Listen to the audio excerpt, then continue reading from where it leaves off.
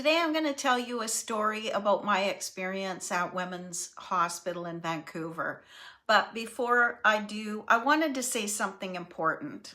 This isn't a medical explanation and it's not medical advice. It's not meant to scare anyone.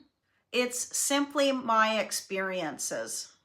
And it was one of those moments in life where I learned something about myself that I didn't know I was capable of. The Women's Hospital in Vancouver felt like a world of its own. It was bigger, busier, more specialized than anywhere I'd been before. By the time I arrived, I already knew the routine. Lie still. Watch the technician's face for clues. Try not to overthink the blurry images on the screen. Ultrasounds had stopped feeling magical. They felt investigative. I wasn't looking for a baby profile anymore. I was looking for reassurance. When that ultrasound was finished, they wheeled me into another area of the hospital. That's where I met Dr. Farquharson. He was calm, direct, and honest. And I didn't realize how much I needed that until he started speaking. He didn't soften it. "This won't be comfortable," he said. And strangely, I really appreciated that. He explained what they were about to do. An amniocentesis. This is where a long needle would go through my stomach to collect amniotic fluid. Then another needle, which would be guided into my baby's umbilical cord to draw blood. It was very delicate and precise.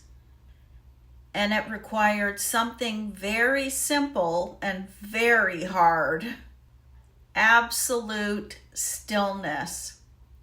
He looked at me and asked, "How are you with meditating?" His tone was light but serious. And I remember answering, "Well, I guess I'm about to learn." When you're in moments like that, something shifts in you. Part of you is afraid, and the other part becomes very focused. Very aware. I laid back and stared at the ceiling. I told myself, breathe in, breathe out. Don't move. The first needle pierced my stomach. It wasn't surface pain, it was deep and sharp. The kind that makes your body instantly want to tense up. But I focused on my breathing. Inhale, exhale. I imagined the pain melting away, even though it didn't. "It's almost done," he said. And true to his word, the first part didn't take long. Then he said, "This next part will take more time. We'll need to stay completely still. I can't have you or the baby moving." There are moments in life when responsibility feels physical. This was one of them. It wasn't just about me. It was about my baby. And I remember thinking, if stillness protects him, then stillness is what I will become. Then the second needle went in. The sensation was different, deeper, more pressure, and I could feel subtle movements as he carefully guided the needle in. The seconds stretched. The muscles began to ache from holding tension. My mind tried to spiral. What if I move? What if the baby moves? What if something goes wrong?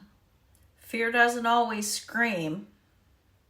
Sometimes it whispers. And in that room, it whispered constantly. But Dr. Farquharson didn't rush.